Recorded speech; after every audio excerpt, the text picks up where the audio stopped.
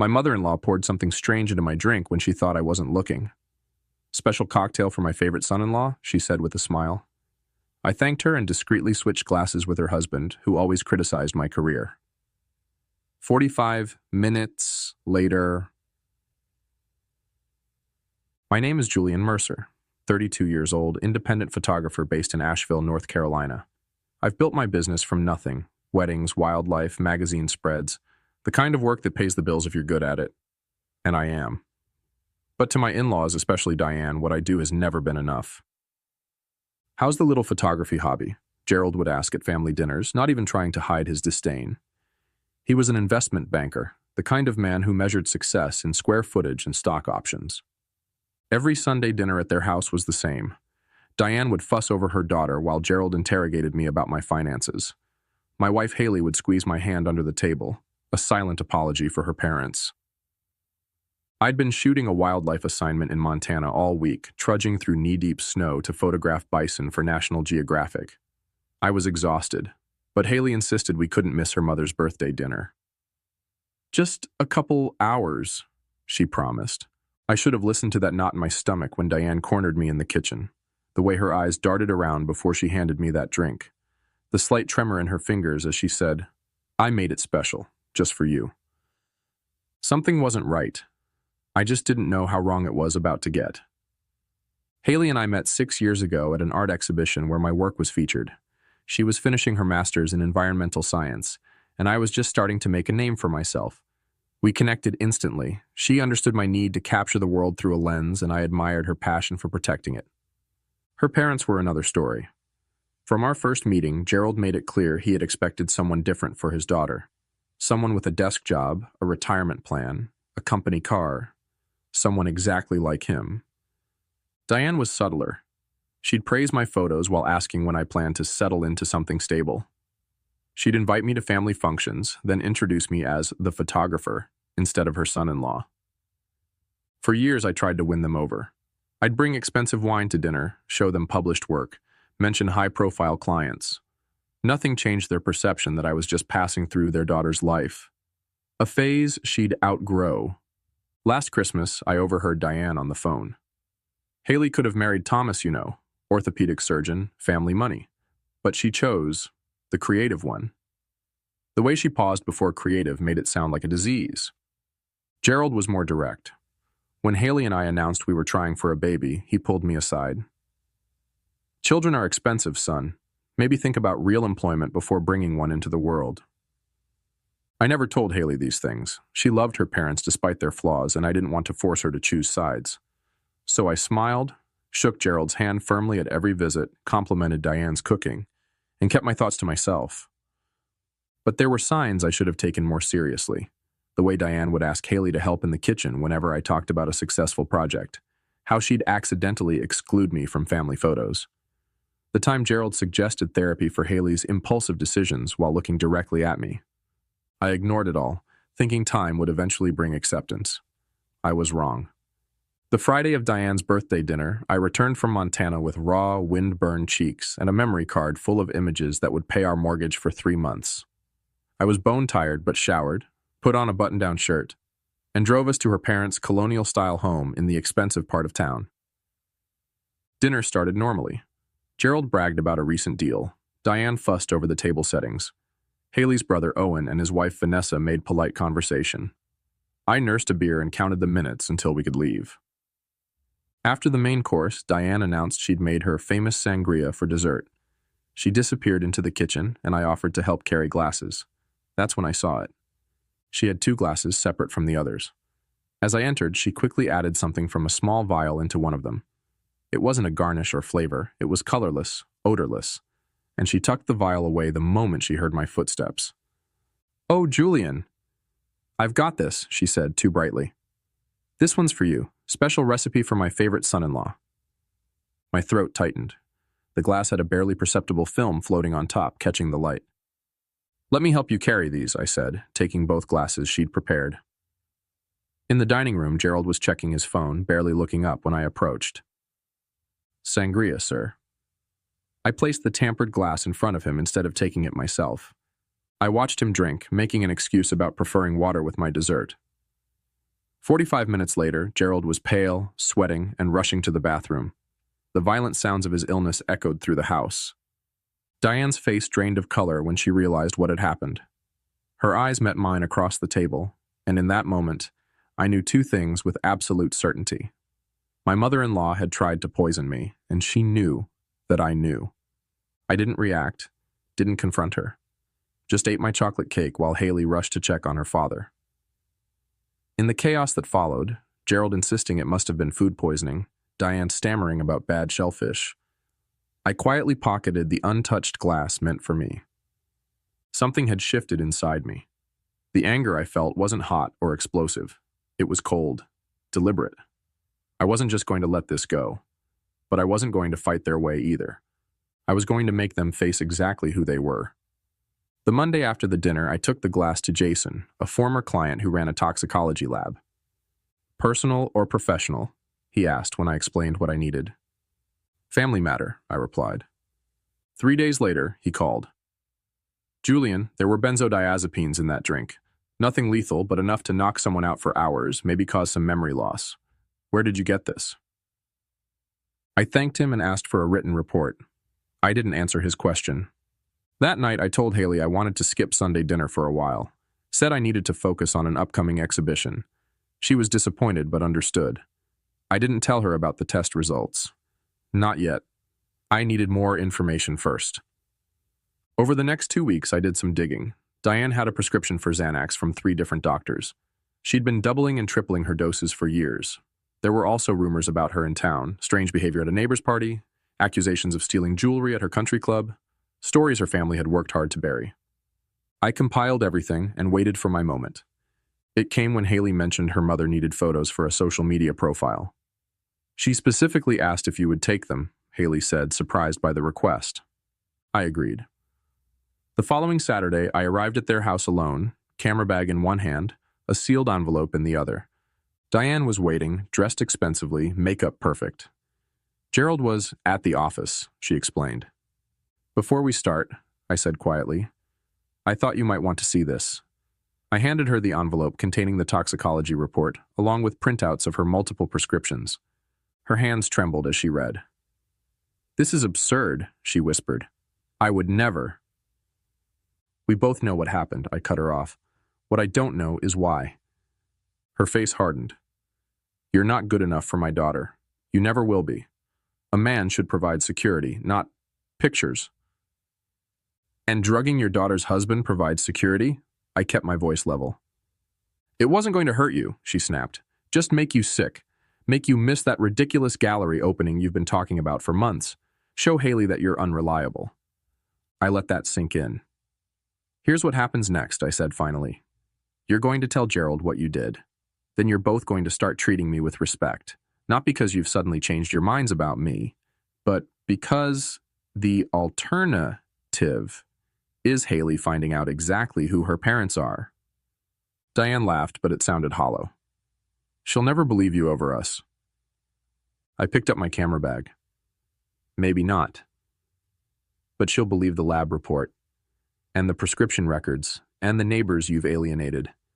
Are you willing to bet your relationship with your daughter on that?" I left without taking a single photo.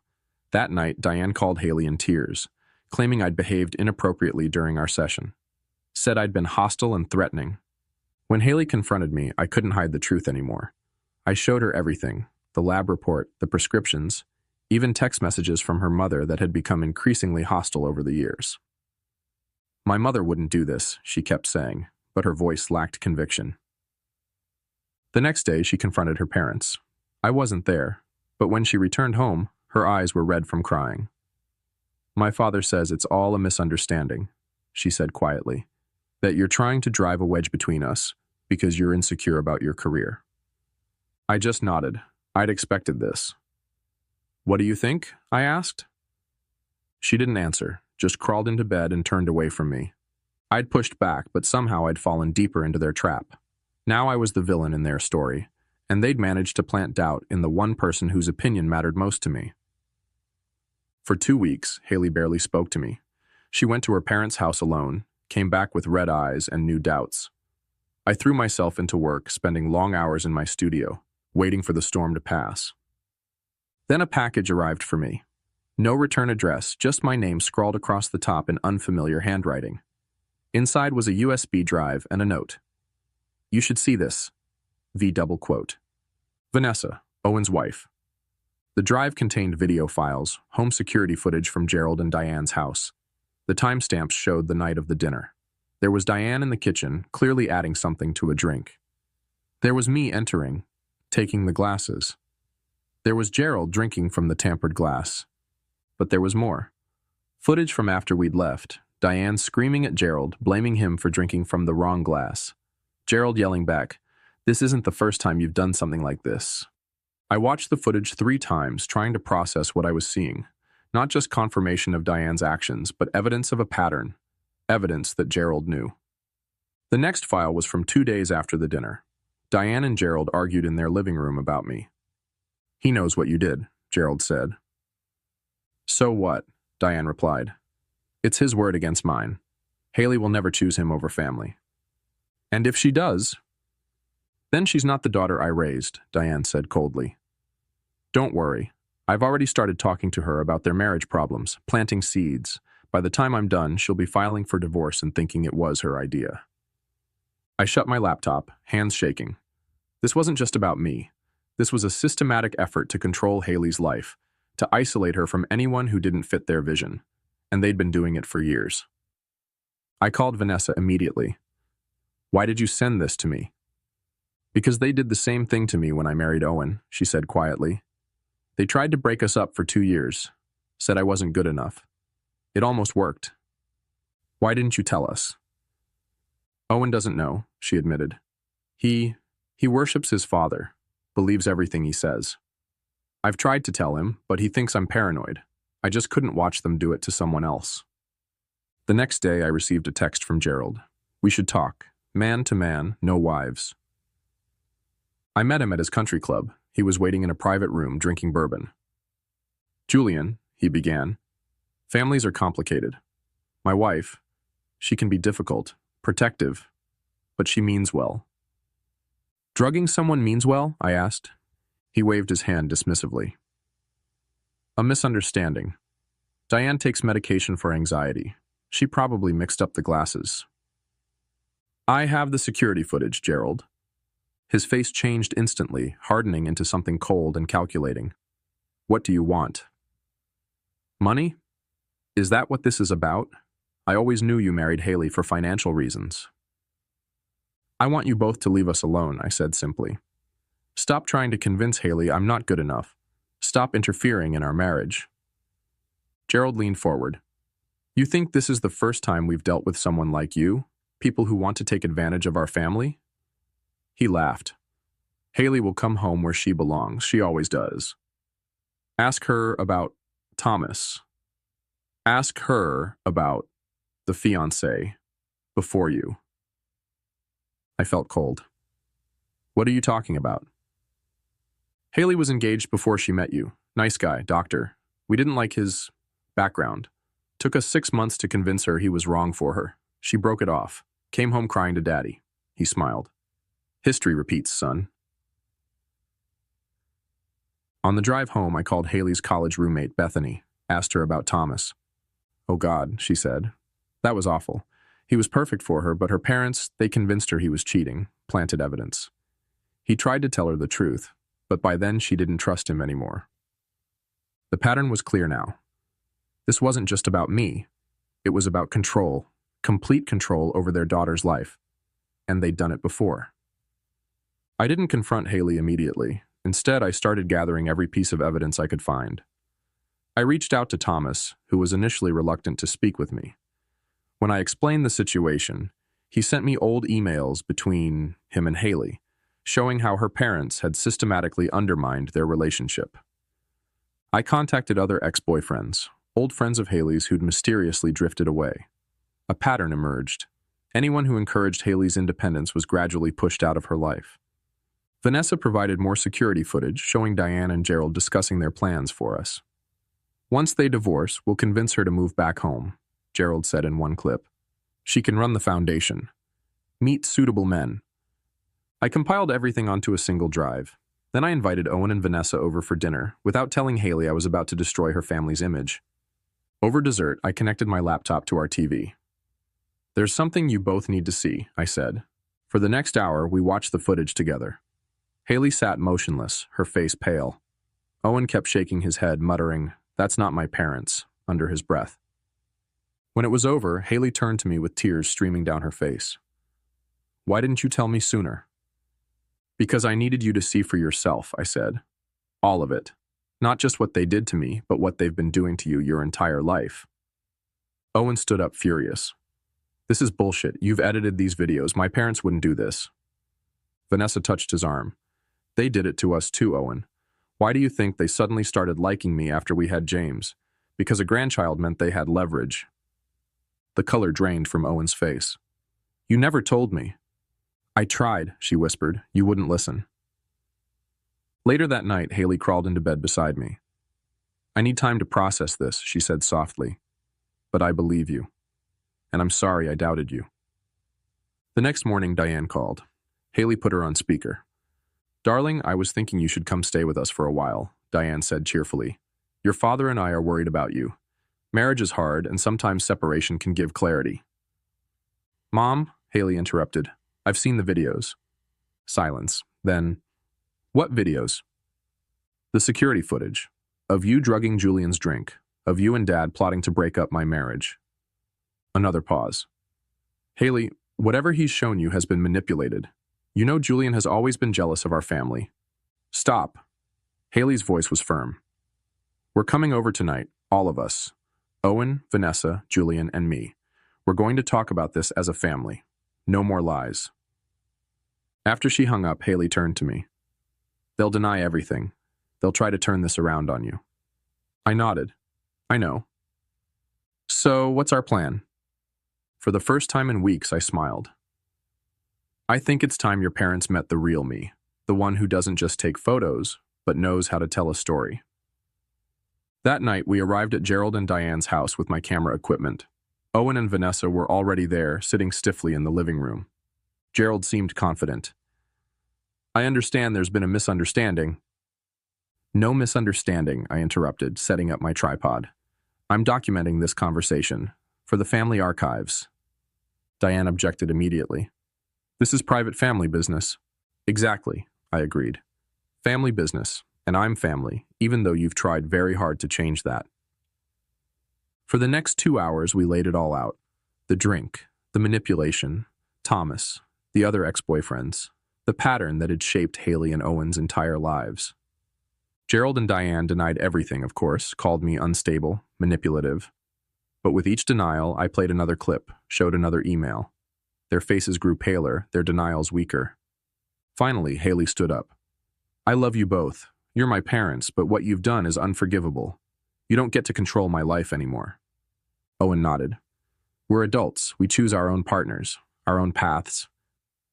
Diane started crying, not from remorse, but from the realization that she was losing control. Gerald just looked stunned, as if he couldn't comprehend that his children were defying him.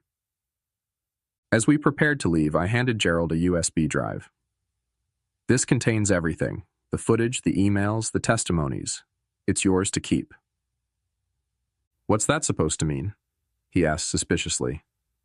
"It means that I'm not going to ruin your reputation by sharing this with anyone else. That would hurt Haley, and I would never do that." I paused. "But if you ever try to interfere in our marriage again, if you ever try to manipulate Haley or speak against me, copies will go to every member of your country club, your business partners, and your precious social circle."